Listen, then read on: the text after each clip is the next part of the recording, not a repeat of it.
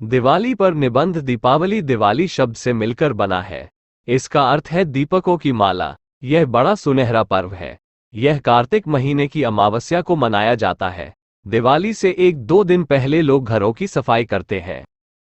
कूड़ा करकट बाहर फेंकते हैं, सफेदी करवाते हैं, घरों को खूब सजाते हैं।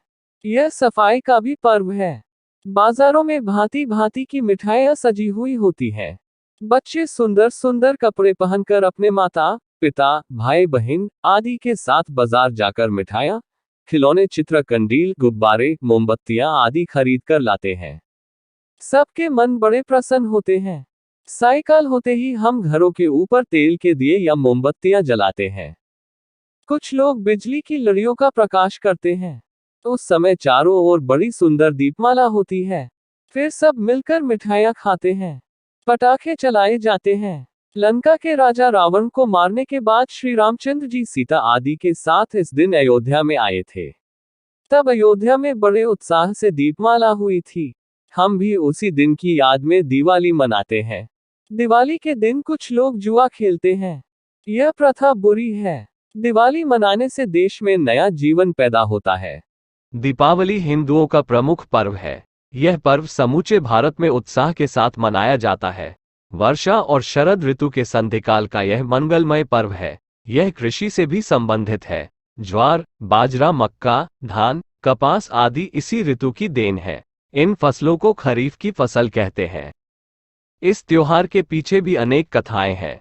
कहा जाता है कि जब श्री रामचंद्र रावण का वध करके अयोध्या लौटे, तब उस खुशी में उस दिन घर घर एवं नगर नगर में दीप जलाकर यह उत्सव मनाया गया। उसी समय से दीपावली की शुरुआत हुई। यह भी कहा जाता है कि श्री कृष्ण ने नरकासुर का इसी दिन संहार किया था।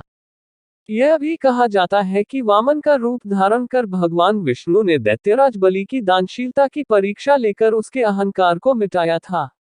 तभी तो विष्णु भगवान की स्मृति में यह पर्व मनाया जाता है। जैन धर्म के अनुसार 24वें तीर्थकर भगवान महावीर ने इसी दिन पृथ्वी पर अपनी अंतिम ज्योति फैलाई थी और वे मृत्यु को प्राप्त हो गए थे। आर्य समाज के प्रवर्तक स्वामी दयानंद सरस्वती की मृत्यु भी इसी अवसर पर हुई थी। इस प्रकार इन महापुरुषों की स्मृतियों को अमर बनाने के लिए भी यह त्योहार बहुत उल्लास के साथ मनाया जाता है। यह त्योहार 5 दिनों तक चलता रहता है। त्रयोदशी के दिन धनतेरस मनाया जाता है। उस दिन नए बर्तन खरीदना बहुत शुभ माना जाता है। एक कथा प्रचलित है कि समुद्र मंथन से इसी दिन देवताओं के वैद्य धन्वंतरी निकले थे। इस कारण इस दिन धन्वंतरी जयंती भी मनाई जाती है। दूसरे दिन कार्तिक कृष्ण चतुर्दशी को नरक चतुर्दशी अथवा छोटी दीपावली का उत्सव मनाया जाता है। श्री कृष्ण द्वारा नरकासुर के वध के कारण यह दिवस नरक चतुर्दशी के नाम से जाना जाता है। अपने अपने घरों से गंदगी दूर कर देना ही एक प्रकार से नरकासुर के वध को प्रतीक रूप में मान लिया जाता है। तीसरे दिन अमावस्या होती है। दीपावली उत्सव का यह प्रधान दिन है। रात्रि के समय लक्ष्मी पूजन होता है।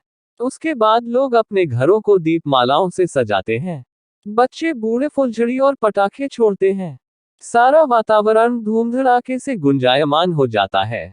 इस प्रकार अमावस्या की रात रोशनी की रात में बदल जाती है। चौथे दिन गोवर्धन पूजा होती है। यह पूजा श्री कृष्ण के गोवर्धन धारण करने की स्मृति में की जाती है।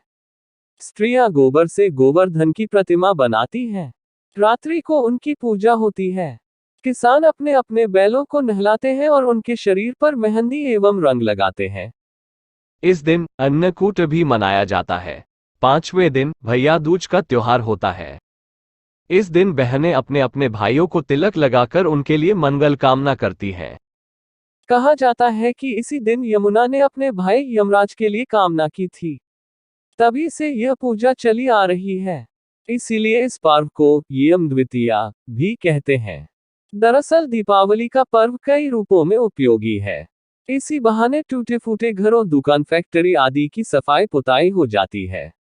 वर्षा ऋतु में जितने कीट पतंगे उत्पन्न हो जाते हैं, सबके सब मिट्टी के दिए पर मंडराकर नष्ट हो जाते हैं। जहां दीपावली का त्योहार हमारे लिए इतना लाभप्रद है, वहीं इस त्योहार के कुछ दोष भी हैं। कुछ लोग आज के दिन जुआ आदि खेलकर अपना धन बर्बाद करते हैं। उनका विश्वास है कि यदि जुए में जीत गए तो लक्ष्मी वर्ष भर प्रसन्न रहेंगी।